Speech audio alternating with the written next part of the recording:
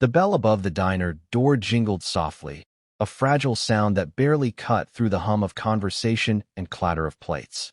Lily's heart flinched when it rang, her fingers tightening around the chipped ceramic mug in front of her. She always flinched at sudden noises. The doctors called it a sensory response connected to the accident, but Lily called it fear. Fear learned the hard way. She adjusted the brace on her right leg under the table and stared down into her coffee, watching the steam rise like ghosts she wished would disappear. Lily was 19, but the world often treated her as younger. Her dark hair was pulled into a low ponytail, her clothes simple and worn, her posture slightly tilted from the injury that had never healed right. She sat alone in her usual booth near the window, the one spot where she could see the street and feel less trapped. This diner, Maple Road Diner, was her refuge. Or at least it had been. The door swung open again, louder this time. Laughter followed. Lily's shoulders tensed before she even looked up. 3 teenagers stumbled inside, fresh arrogance clinging to them like cheap cologne. Tyler Boone walked in first, tall and broad-shouldered, his varsity jacket unzipped as if to announce his importance. Behind him were his friends, Evan Cross, skinny and sharp-eyed, and Melissa Crane, her smile already curled with cruelty. They were regulars too, but not like Lily. They came to be seen. Tyler's eyes swept the room and landed on Lily. His grin widened. "Well, look who it is," he said loudly, making sure everyone heard. "If it isn't Limpy Lily." The nickname hit her like a slap even before the real one came. Lily's cheeks burned. She kept her eyes on the table, hoping, foolishly, that ignoring them might make them go away. "Hey, Tyler," Melissa chimed in, her voice syrupy. "Be nice. She can't help it. Some people are just broken." Evan snorted. "Yeah, like damaged goods." A few heads turned. Most didn't. The waitress, Carol, glanced over from behind the counter, worry flickering across her face, but she was busy. Always busy. Lily swallowed hard.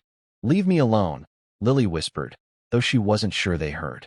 Tyler stepped closer, looming over her booth. "What was that?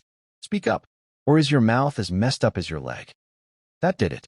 Lily looked up, her brown eyes shining with unshed tears. "Please," she said louder now.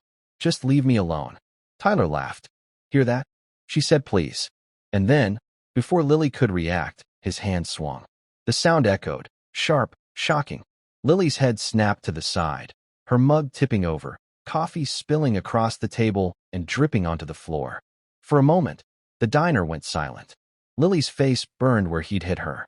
Her ears rang. She tasted blood where her lip had split. Melissa gasped theatrically. "Oh my God, Tyler.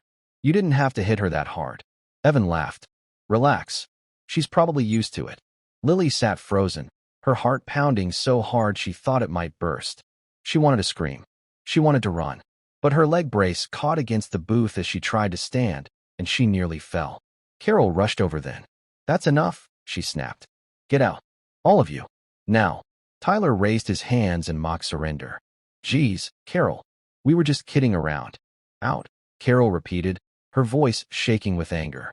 The 3 teens backed toward the door, still laughing, still throwing cruel glances over their shoulders. Tyler paused at the entrance and smirked. "See you around, Lily." The bell jingled as they left. Only then did Lily's breath come out in a sob. Carol helped her to the bathroom, cleaned the cut on her lip, pressed a napkin into her trembling hands. "I'm so sorry, honey," she said. "I should have stopped it sooner." Lily nodded, unable to speak. She stared at her reflection in the cracked mirror, at the red mark blooming on her cheek, at the girl who always seemed to be a target. She had learned long ago that the world could be cruel to people who were different. What Lily didn't know was that someone else had seen everything. An hour passed. The diner slowly returned to its normal rhythm. Plates clinked. Coffee refilled. Lily sat in her booth again, staring out the window, her appetite gone. Carol offered to call the police, but Lily shook her head. "It'll just make it worse," she said softly. Outside, the sun dipped lower, painting the street gold. Then the sound came, a low rumble, growing louder. Engines. One by one, motorcycles pulled into the parking lot, their chrome catching the light. 5 bikes. Then 10. Then more.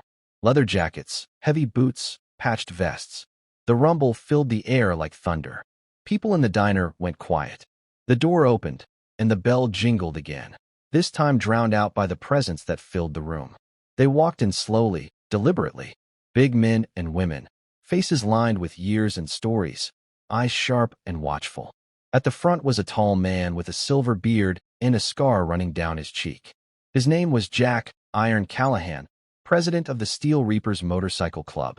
Jack scanned the diner, his gaze settling on Lily. He stopped. Lily's heart jumped into her throat. She shrank back instinctively. She had seen bikers before, had heard the rumors. Fear crawled up her spine. Jack took off his helmet and handed it to a woman beside him. Rosa Vega, her dark hair braided tight, eyes fierce. "That her?" Rosa asked quietly. Jack nodded. They approached Lily's booth. "Mind if we sit?" Jack asked, his voice deep but calm. Lily swallowed. I guess." They sat, Jack across from her, Rosa beside him. The rest of the bikers spread out through the diner, ordering food, watching everything. "I'm Jack," he said. "This is Rosa." Lily nodded. Lily." Jack's eyes softened as he took in her bruised cheek, the tremor in her hands. "We saw what happened earlier," he said. Her breath caught. "You did?" "I was outside," Rosa said. "Fueling up. Saw the whole thing." Lily looked down. Shame washed over her.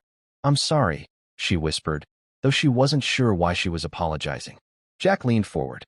"You got nothing to be sorry for." Silence stretched between them. "Those kids," Lily said finally. "They'll just come back." Jack's jaw tightened. "Not today." The bikers stayed. They ate. They laughed softly. They filled the diner with an energy that felt protective. And then, just as Lily feared, the door opened again. Tyler Boone walked in, Evan and Melissa behind him, confidence still clinging to them. Tyler froze when he saw the room full of bikers. "What the?" Evan muttered. Jack stood. The diner went dead quiet. Jack walked toward Tyler, his boots heavy on the floor. He stopped inches away from him, towering. "You slapped a girl," Jack said calmly. Tyler swallowed. I don't know what you're talking about." Jack didn't raise his voice. He didn't have to. "You slapped a disabled girl," he repeated. "In public. Thought nobody would care."